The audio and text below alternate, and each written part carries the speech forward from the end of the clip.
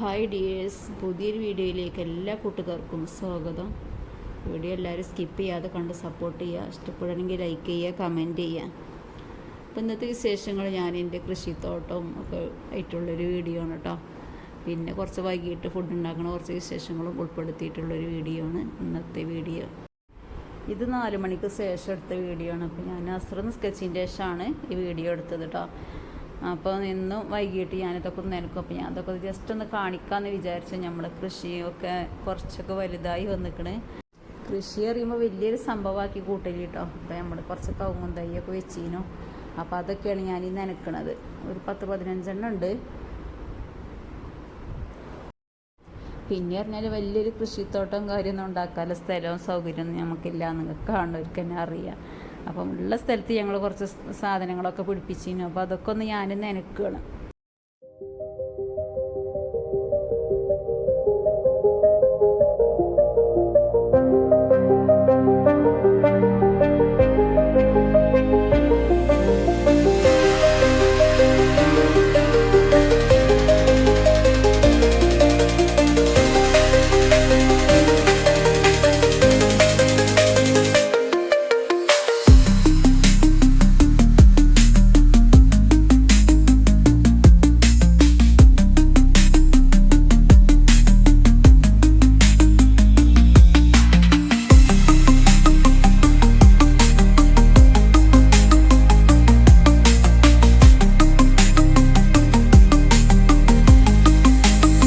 ഇത് നമ്മൾ മുറ്റത്തുണ്ടായൊരു ചീരമരമാണ് കേട്ടോ.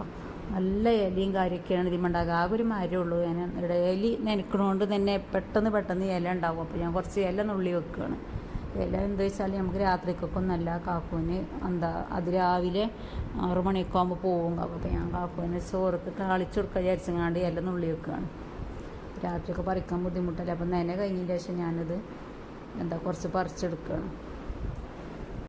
പിന്നെ അതാ നമ്മളെ ബാക്ക് സൈഡിലുള്ള സംഭവങ്ങളാണ് കേട്ടോ. നമ്മളെ 2 മൂച്ചിത്തൈയും അതുപോലെ 2 വാഴയും കാര്യമൊക്കെ ഉണ്ടായിരുന്നു ഇവിടെ. പിന്നെ കുമ്പളങ്ങയൊക്കെ ഉണ്ടാക്കുന്നുണ്ട്. അതൊക്കെ ഉണ്ടായി വരുന്നുള്ളൂ.